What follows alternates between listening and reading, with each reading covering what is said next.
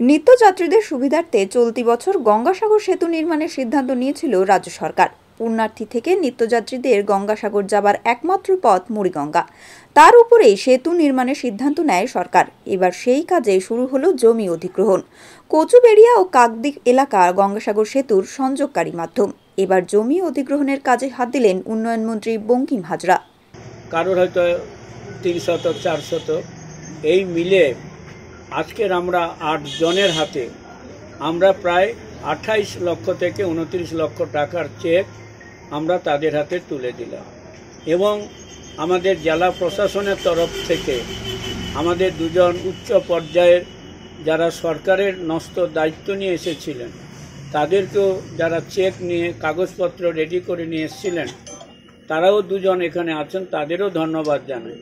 ধন্যবাদ জানাবো আমাদের যিনি রেজিস্ট্রার রয়েছেন, তিনি অত্যন্ত আন্তরিকতার সাথে যাতে আজকের তিনি আমাদের রেজিস্ট্রি করার ক্ষেত্রে যেভাবে সহযোগিতা করেছেন তার সত্যি প্রশংসার দাবি রাখে।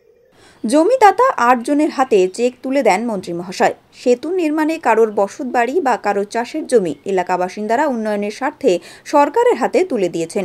আনুমানিক 39 জন এই তালিকায় রয়েছেন। আর এই যে এখন বর্তমান জায়গা জমি কিছুই নেই, কোথায় যে বাস করবো কী করবো তার ঠিক ঠিকানা পাচ্ছি না। মোটামুটি 14,50,000 না কত টাকা তুলে দিয়ে চেক তুলে দিল আজকে। হ্যাঁ, আর চেক তুলে দিয়েছে বঙ্কিমবাবু, মন্ত্রী সাহেব। কত জায়গা আপনার পড়েছে? জায়গা ওই 5-4টা, আর ঘর পড়েছে।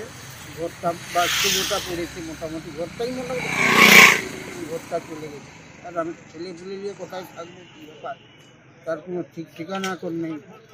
বাধ্য রেজিস্ট্রি করে দিলাম। এখন সরকারের প্রয়োজন হলে দিতেই তো হবে, কোনো করার নেই।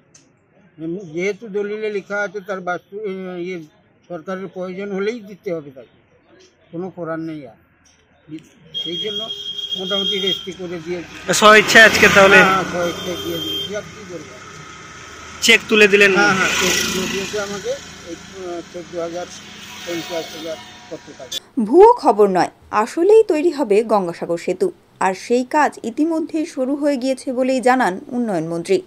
অন্যদিকে নিজেদের জমি ছাড়তে কষ্ট হলেও গঙ্গাসাগরের উন্নয়নে একজোট হয়েছেন এলাকা বাসিন্দারা।